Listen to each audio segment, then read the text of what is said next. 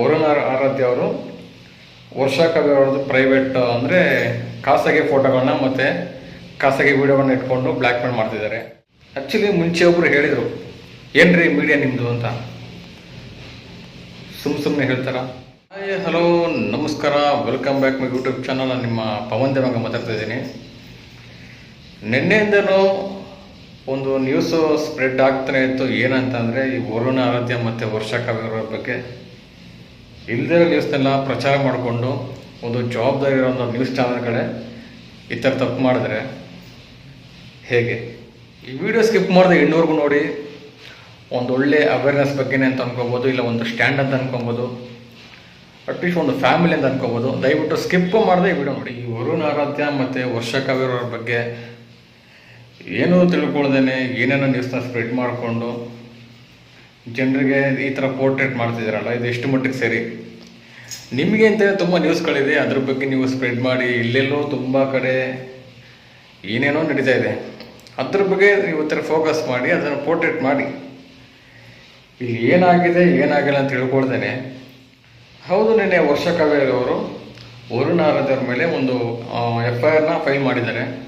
ಅದು ಏನಕ್ಕೆ ಫೈಲ್ ಮಾಡಿದ್ದಾರೆ ಅಂತ ತಿಳ್ಕೊಳ್ದೇನೆ ನೀವು ಇಲ್ಲದೇ ಇರೋದೆಲ್ಲ ನ್ಯೂಸ್ನ ಸ್ಪ್ರೆಡ್ ಮಾಡಿಕೊಂಡು ಇಬ್ಬರು ಫ್ಯಾಮಿಲಿಗೂ ಡಿಸ್ಟರ್ಬ್ ಮಾಡ್ತಾರಂಗಿದೆ. ಇನ್ ಕೇಸ್ ನಿಮ್ಮ ನ್ಯೂಸಿಂದ ಆ ಫ್ಯಾಮಿಲಿ ಯಾರೊಬ್ರಿಗೆ ಹೆಚ್ಚು ಕಮ್ಮಿ ಆಗಿದೆ, ಇದಕ್ಕೆ ಯಾರು ರೆಸ್ಪಾನ್ಸಿಬಿಲಿಟಿ? ಸ್ವಲ್ಪ ದಯವಿಟ್ಟು ಇದ್ರ ಬಗ್ಗೆ ಯೋಚನೆ ಮಾಡಿ. ಈ ಥರ ನ್ಯೂಸ್ ಮಾಡೋಕ್ಕಿಂತ ಮುಂಚೆ ಇಷ್ಟಕ್ಕೂ ವರ್ಷಾ ಕವಿ ಅವರು ಏನಂತ FIR ಮಾಡಿದ್ದಾರೆ ಅಂತಂದರೆ, ಅವರು ಪಾಸ್ಟ್ ಡೇಸಲ್ಲಿ ಎಷ್ಟು ರೀಲ್ಸ್ಗಳು ಮಾಡಿದ್ದಾರೆ, ತುಂಬ ಫೋಟೋಸ್ಗಳು ತೊಗೊಂಡಿರ್ತಾರೆ. ಅಂದರೆ ಸೋಷಿಯಲ್ ಮೀಡಿಯಾಗೆ ಹಾಕಿರೋ ಫೋಟೋಸ್ಗಳೇ ಅವ್ರು ಹೇಳ್ತಿರೋದು. ಅದನ್ನೆಲ್ಲ ಡಿಲೀಟ್ ಮಾಡೋದಕ್ಕೆ ಒಂದು ಮನವಿ ಕೂಡ ಕೊಟ್ಟಿದ್ದಾರೆ. ಪೊಲೀಸ್ ಸ್ಟೇಷನ್ಗೆ ಇಬ್ಬರು ಹೋಗಿದ್ದಾರೆ, ಇಬ್ಬರು ಕೂತ್ಕೊಂಡು ಮಾತಾಡ್ಕೊಂಡು ಬಗೆಹರಿಸ್ಕೊಂಡಿದ್ದಾರೆ. ನೀವು ಅದ್ರ ಬಗ್ಗೆ ತಿಳ್ಕೊಳ್ದೇನೆ ವರುಣ್ ಆರಾಧ್ಯ ಅವರು ವರ್ಷಾ ಕವಿ ಅವ್ರದ್ದು ಪ್ರೈವೇಟ್ ಅಂದರೆ ಖಾಸಗಿ ಫೋಟೋಗಳನ್ನ ಮತ್ತು ಖಾಸಗಿ ವಿಡಿಯೋಗಳನ್ನ ಇಟ್ಕೊಂಡು ಬ್ಲ್ಯಾಕ್ ಮೇಲ್ ಮಾಡ್ತಿದ್ದಾರೆ. ಈ ರೀತಿ ಯಾರು ನಿಮ್ಗೆ ಹೇಳಿದ್ದಾರೆ? ಇನ್ ಕೇಸ್ ನೀವು ಹೇಳೋ ರೀತಿ ವರುಣ್ ಆರಾಧ್ಯ ಅವರು ವರ್ಷಾ ಕವಿ ಅವ್ರಿಗೆ ಬ್ಲ್ಯಾಕ್ ಮೇಲ್ ಮಾಡಿದ್ದೇ ಆಗಿದ್ದರೆ ನಿಮ್ಮ ಹತ್ರ ಪ್ರೂಫ್ ಇರಲೇಬೇಕಲ್ಲ. ಆ ಪ್ರೂಫ್ ಇಟ್ಕೊಂಡು ಮಾತಾಡ್ಬೋದಾಗಿತ್ತು. ಇವತ್ತೇನಾಗಿದೆ ಅಂದರೆ, ಈ ಒಂದು ಕಡೆ ವರುಣ್ ಆರಾಧ್ಯ ಅವರು, ಇನ್ನೊಂದು ಕಡೆ ವರ್ಷಾ ಕವಿ ಅವರು ಇಬ್ಬರು ಓಪನ್ ಸ್ಟೇಟ್ಮೆಂಟ್ ಕೊಟ್ಟಿದ್ದಾರೆ. ಇದೆಲ್ಲ ಫೇಕ್ ನ್ಯೂಸ್ ಹಬ್ಬಿಸ್ತಾ ಇದ್ದಾರೆ. ಆ್ಯಕ್ಚುಲಿ FIR ಮಾಡಿದ್ದು ಈ ಪ್ರೀವಿಯಸಲ್ಲಿ ನಾವು ವೀಡಿಯೋಸ್ ಮತ್ತು ಪೋಸ್ಟ್ಗಳನ್ನ ಹಾಕಿದ್ನ ಡಿಲೀಟ್ ಮಾಡೋದಕ್ಕೋಸ್ಕರ ಮಾತ್ರ ಈ FIR ಹಾಕಿರೋದು ಅಂತ ಇಬ್ಬರು ಓಪನ್ ಸ್ಟೇಟ್ಮೆಂಟ್ ಕೊಟ್ಟ ಮೇಲೆ ಇವಾಗ ನೀವು ಯೋಚನೆ ಮಾಡಿ, ಜನರ ಕಡೆಗೆ ನೀವು ಯಾವ ರೀತಿ ಕಾಣಿಸ್ತಾ ಇರ್ತೀರ. ಆ್ಯಕ್ಚುಲಿ ಮುಂಚೆ ಒಬ್ಬರು ಹೇಳಿದರು, ಏನ್ರಿ ಮೀಡಿಯಾ ನಿಮ್ಮದು ಅಂತ. ಸುಮ್ಮನೆ ಹೇಳ್ತಾರ. ಯೋಚನೆ ಮಾಡಿ. ನಿಮಗೂ ತುಂಬ ಜವಾಬ್ದಾರಿ ಇದೆ. ನಿಮ್ಮ ನ್ಯೂಸ್ ಚಾನಲ್ಗಳನ್ನ ತುಂಬ ಜನ ನೋಡ್ತಿರ್ತಾರೆ. ಅಟ್ಲೀಸ್ಟ್ ಅದ್ರ ಬಗ್ಗೆ ಸ್ವಲ್ಪ ರಿಸರ್ಚ್ ಮಾಡಿಕೊಂಡು ಈ ರೀತಿ ನೀವು ನ್ಯೂಸ್ನ ಸ್ಪ್ರೆಡ್ ಮಾಡಿದ್ರೆ ಎಲ್ರಿಗೂ ಅನುಕೂಲ ಆಗುತ್ತೆ.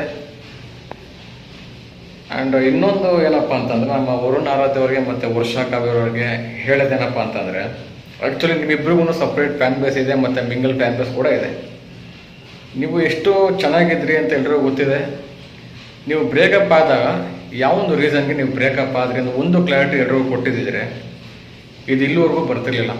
ಅಟ್ಲೀಸ್ಟ್ ಇವಾಗಲಾದ್ರೂ ಇಬ್ಬರೂ ಒಂದು ಕ್ಲಾರಿಟಿ ಕೊಟ್ಬಿಟ್ರಿ, ಯಾವ ಒಂದು ವಿಷಯಕ್ಕೋಸ್ಕರ ನೀವು ಬ್ರೇಕಪ್ ಮಾಡ್ಕೊಂಡಿದ್ದೀರಾ ಅನ್ಕೊಬೋದು. ನಿಮ್ಗೇನು ಕ್ಲಾರಿಟಿ ಕೊಡಬೇಕು ಅಂತ ಅನ್ಕೋಬೋದು. ಬಟ್ ಆ್ಯಕ್ಚುಲಿ ನಿಮ್ಮ ಫ್ಯಾನ್ಸ್ಗೆ ನೀವು ಬೆಲೆ ಕೊಡಲೇಬೇಕಾಗತ್ತೆ. ತುಂಬ ಜನ ಕೇಳಿದ್ದಾರೆ, ಹೌದು ನಾನು ಕೂಡ ನೋಡಿದ್ದೀನಿ. ಅಟ್ಲೀಸ್ಟ್ ಇಷ್ಟೆಲ್ಲ ಆಗಿದೆ. ನೆಕ್ಸ್ಟು ನೀವೇ ಬಂದು ಕೂತ್ಕೊಂಡು ಒಂದು ಕ್ಲಾರಿಟಿ ಕೊಟ್ಬಿಟ್ರೆ ಯಾವ ಒಂದು ವಿಷಯಕ್ಕೆ ಬ್ರೇಕಪ್ ಮಾಡ್ಕೊಂಡಿದ್ದೀವಿ ಮತ್ತೆ ಇಂಥ ನ್ಯೂಸ್ಗಳು ಅಟ್ಲೀಸ್ಟ್ ಬರೋದು ತಪ್ಪುತ್ತೆ ಅಂತ ಅನ್ಕೊತೀನಿ. ಕೆಲವರು ಅನ್ಕೋಬೋದು, ಇವರಿಬ್ಬರು ವಿಷಯದಲ್ಲಿ ಈ ಟಾಪಿಕಲ್ಲಿ ಯಾಕೆ ಈ ರೀತಿ ಸ್ಟ್ಯಾಂಡ್ ತೊಗೊತಿದ್ದಾರೆ ಇವರು ಅಂತ ಅನ್ಕೋಬೋದು. ಖಂಡಿತವಾಗ್ಲೂ ಅದಕ್ಕೆ ಏನು ಆನ್ಸರ್ ಅಂತಂದರೆ, ನಾವು ಸೋಷಿಯಲ್ ಮೀಡಿಯಾ ಯೂಸ್ ಮಾಡ್ತೀವಿ, ನಾವು ಸೋಷಿಯಲ್ ಮೀಡಿಯಾ ಪಾರ್ಟ್ ಆಫ್ ಲೈಫಾಗಿ ತೊಗೊಂಡಿರ್ತೀವಿ. ಇದೇ ರೀತಿ ಮತ್ತೆ ಇನ್ಯಾರಿಗೂ ಆಗಬಾರ್ದು ಅನ್ನೋ ಒಂದೇ ಒಂದು ಕಾರಣಕ್ಕೋಸ್ಕರ ನಾನು ಈ ವಿಡಿಯೋ ಮಾಡ್ತಿರೋದು. ಆ್ಯಕ್ಚುಲಿ ಸೋಷಿಯಲ್ ಮೀಡಿಯಾನೇ ಒಂದು ಫ್ಯಾಮಿಲಿ ಥರ. ಒಂದು ಫ್ಯಾಮಿಲಿಗೆ ಒಂದು ತೊಂದರೆ ಆದಾಗ ಒಂದು ಸ್ಟ್ಯಾಂಡ್ ತೊಗೊಂಡ್ರೆ ಏನು ತಪ್ಪಿದೆ? ಕರೆಕ್ಟ್ ಅಲ್ವ? ಫೈನಲಿ ಈ ವಿಡಿಯೋ ಯಾರು ನೋಡಿದ್ದೀರಾ,